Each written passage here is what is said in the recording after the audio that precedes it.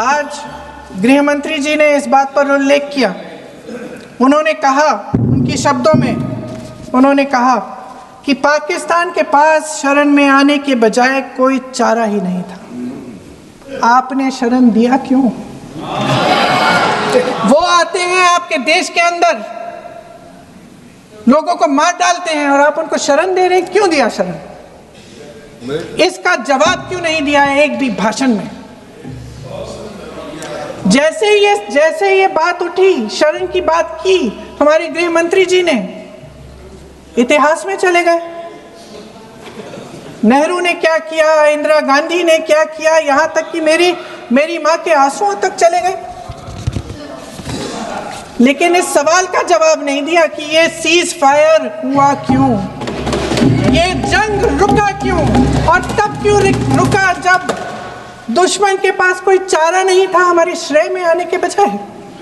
क्यों रुका ये जंग? इसका जवाब नहीं दिया। धन्यवाद। आप देंगे?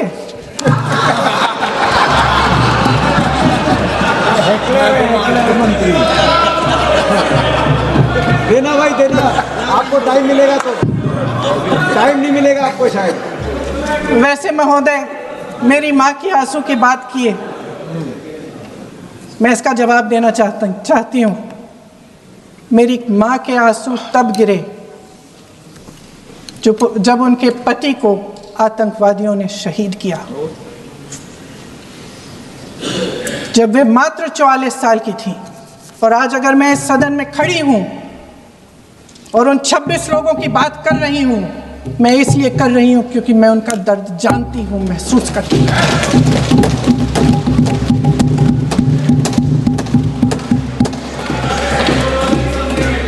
अध्यक्ष महोदय, मैंने कहा कि देश का नेतृत्व सिर्फ उपलब्धियों का श्रेय लेने से मजबूत नहीं होता। सफलता और विफलता दोनों की जिम्मेदारी लेने से बुलंद होता है। ये सोने का ताज नहीं है, कांटों का ताज है।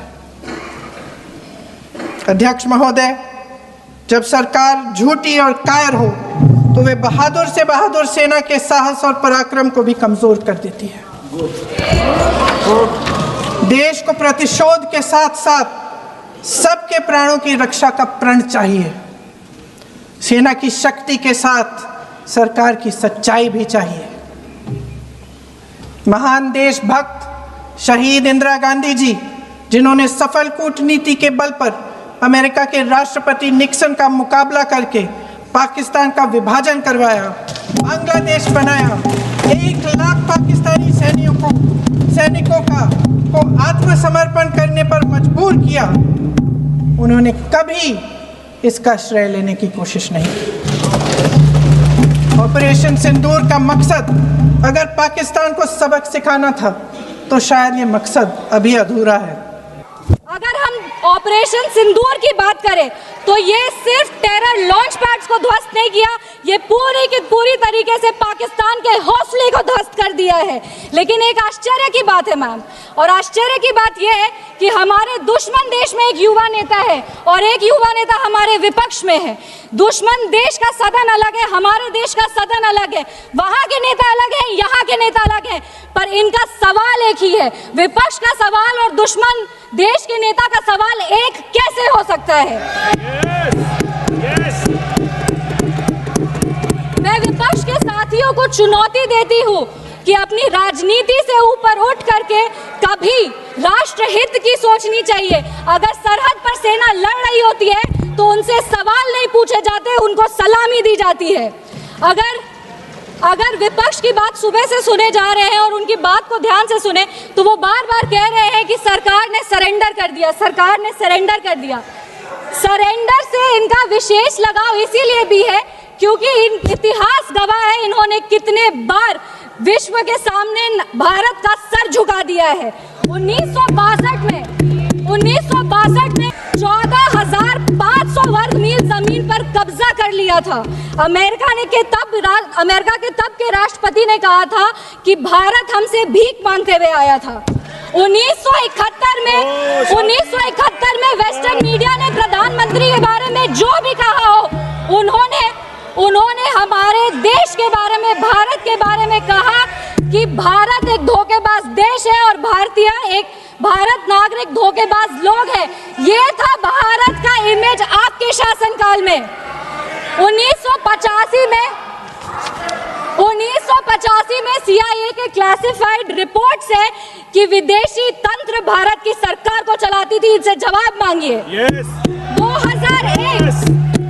2001 विश्व के सबसे बड़े लोकतंत्र के सबसे बड़े मंदिर पर हमला हुआ और ये लोग चुप बैठे रह गए। 2008 मुंबई अटैक, पूरी तरीके से देश को झंझोड़ दिया गया, पर इन्होंने कभी नहीं जवाब दिया। अगर आज आतंकवादियों को जवाब दिया है तो वो हमारे यशस्वी प्रधानमंत्री श्री नरेंद्र मोदी जी की सरकार ने दिया है। पर इनके राष्ट्रीय अध्यक्ष, कांग्रेस पार्टी के राष्ट्रीय अध्यक्ष कहते हैं कि ऑपरेशन सिंदूर एक छोटा मोटा ऑपरेशन था। ये इनकी विचारधारा का समस्या है। इनको लगता है कि ऑपरेशन सिंदूर एक छोटा मोटा ऑपरेशन था, पर ये इनकी गलती नहीं है। इनकी विचारधारा ये कहती है कि अगर हिंदू धर्म को आगे लेके जाओ, हिंदू धर्म के पक्ष में बोलो तो वो सैफरन टेरराइजेशन है। पर इनकी राजनीति के लिए ये कहते हैं आतंकवादियों का कोई धर्म नहीं होता। ये दोहरा चरित्र क्यों है इनका?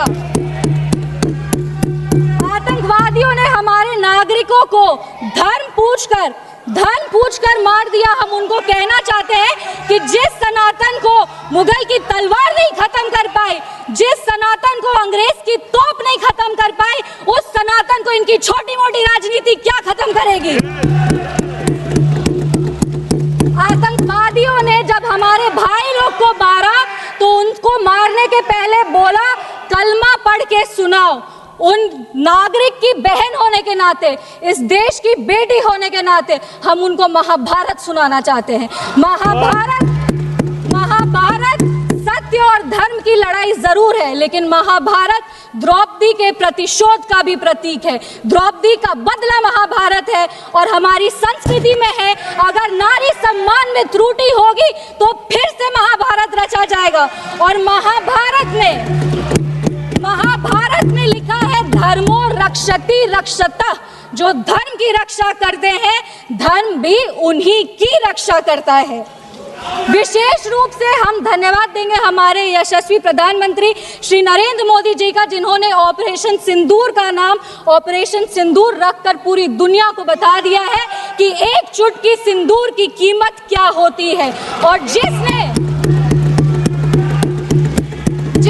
हमारी महिलाओं के, इस देश की बेटियों के, हमारी बहनों के सिंदूर को उजागर किया, उसको हमारी सरकार ने, हमारी सेना ने मिट्टी में मिला दिया।